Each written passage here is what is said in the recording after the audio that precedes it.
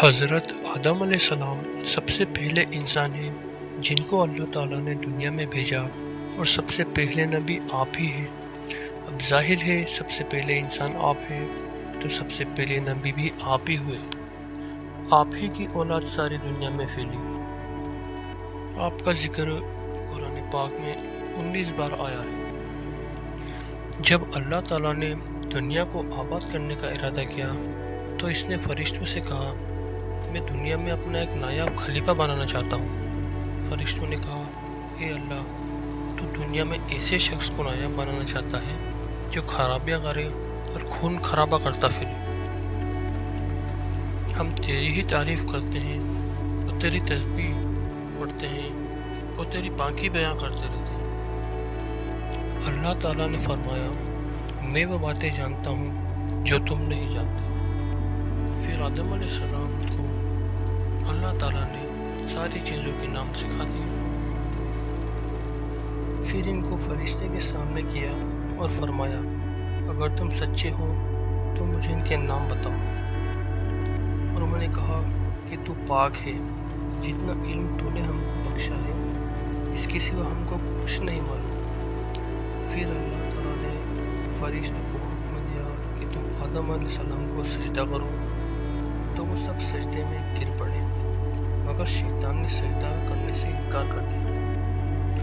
اللہ تعالیٰ نے حضرت آدم علیہ السلام سے کہا کہ تم اور تمہاری بیوی جنت میں رہو اور جہاں سے چاہو کھاؤ پیو، مگر ایک خاص درخت کے متعلق حضرت آدم علیہ السلام کو منع کر دیا کہ اس کے قریب بھی نہ جانا، ورنہ تم بھی ظالموں میں شمار ہو جاؤ گے۔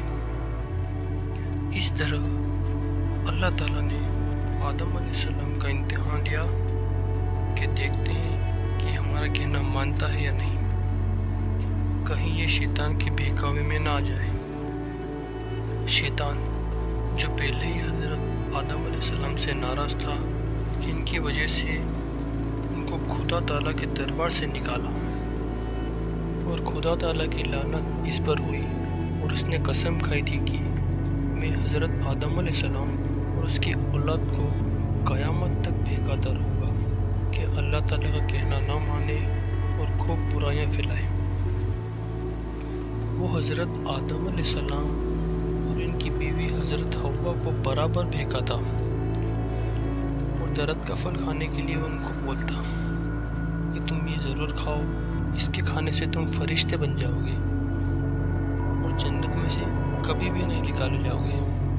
آخر ایک دن حضرت آدم علیہ السلام اور ان کی بیوی حضرت حوا بھول سے شیطان کے بہکاوے میں آ گئے اور درخت کا پھل کھا لیا۔ پھل کھاتے ہی دونوں کے کپڑے اتر گئے اور جنت کا لباس ان کے بدن سے غائب ہو گیا، اور جنت کے پتھروں اور جسم کو چھپانے کے لیے انہوں نے پتے لگائے۔ جنت کے پتوں سے اپنے جسم کو ان کو چھپانا پڑا۔ اللہ تعالیٰ نے حضرت آدم علیہ السلام سے کہا کہ ہم نے کہہ دیا تھا کہ اس درخت کے پاس بھی نہ جانا، اور شیطان کے کہنے میں تو بالکل مت آنا، وہ تمہارا دشمن ہے اور تم اس کے کہنے میں آ گئے۔ اب تم اور حوا جنت سے چلے جاؤ اور دنیا میں جا کر رہو۔ حضرت آدم علیہ السلام کو جنت سے نکالنے اور شیطان کی بہکاوے میں آنے کے بہت رنج ہوا۔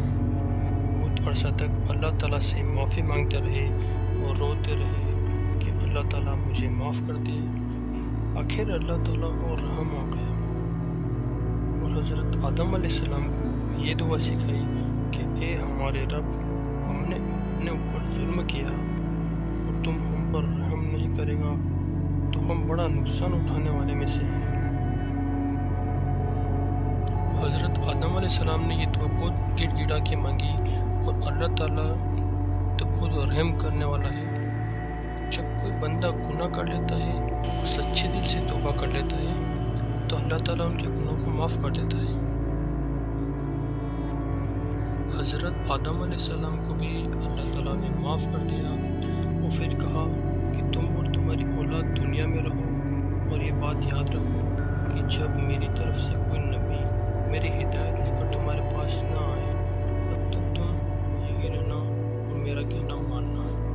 جو میرے بھیجے ہوئے نبی کا کہنا نہیں مانتا ہے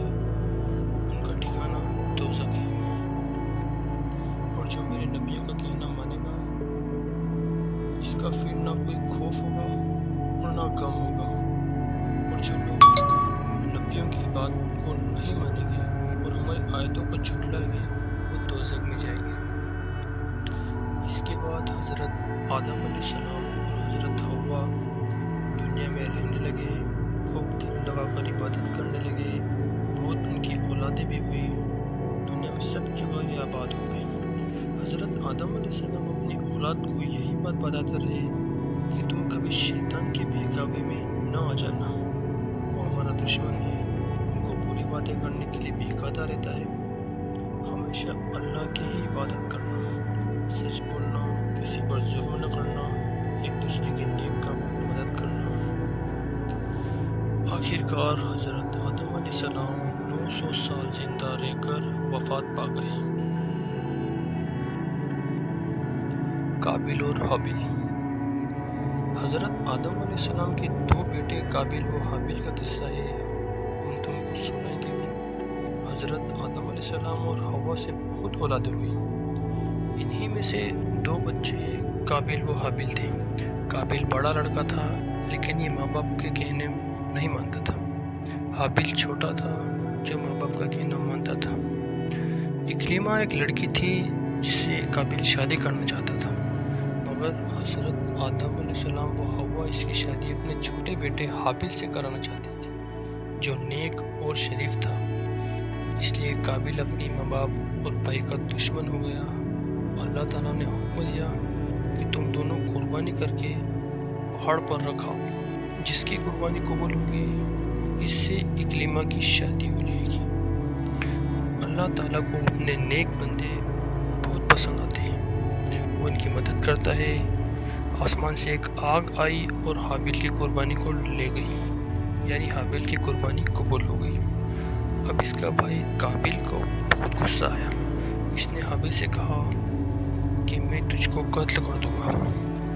حابیل نے کہا اللہ نیک بندوں کی قربانی قبول کرتا ہے، مجھ سے لڑو گے تو میں تم پر ہاتھ نہیں اٹھاؤں گا۔ آخر ایک دن قابل نے حابیل کو قتل کر دیا۔ دنیا میں یہ پہلا قتل تھا جو قابل نے اپنے بھائی حابیل کا کیا۔ قتل کرنے کے بعد قابل کو فکر ہوئی کہ حابیل کی لاش کا کیا کریں، کس طرح اسے چھپائیں۔ اس نے دیکھا کہ ایک کوہ چونچ سے زمین کھود کر ایک دوسرے مرے ہوئے کوے کو دفن کر رہا تھا، تب اس نے بھی اس کوے جیسا ہی کیا، اس نے بھی اپنے بھائی حابیل کو زمین کھود کر دفن کر دیا اور خود جا کر آگ کی پوجا کرنے لگا۔ حضرت آدم و حوا کو بہت ہی رنج ہوا۔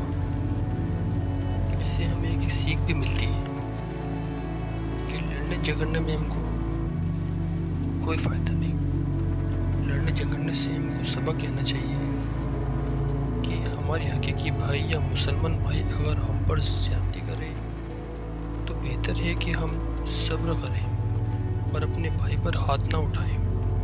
قابل نے اپنے بھائی کو قتل کیا، قیامت تک لوگ اس پر لعنت کرتے رہیں گے اور آخرت میں اللہ کے عذاب کا مستحق ہوگا۔ حابیل کو لوگ قیامت تک اچھا کہتے رہیں گے اور وہ جنت کا وارث ہوگا۔ ساؤنڈ پرابلم کے لیے معافی چاہوں گا، لیکن آج کا ویڈیو یہیں تک تھا۔ خدا حافظ۔